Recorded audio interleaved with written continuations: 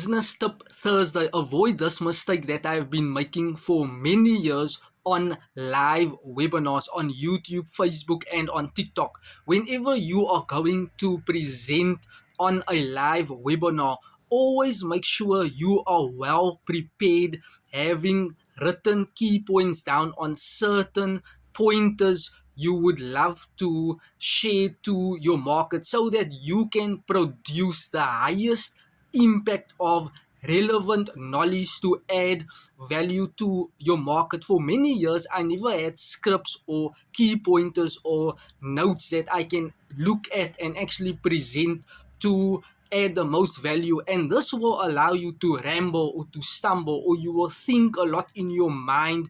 Is this valuable for your market? Or you will start to think, which topics can you start covering? And this, my friend, can put a ton of pressure on you. To eliminate the pressure and for you to feel more confident and courageous, always make sure you are thoroughly well prepared.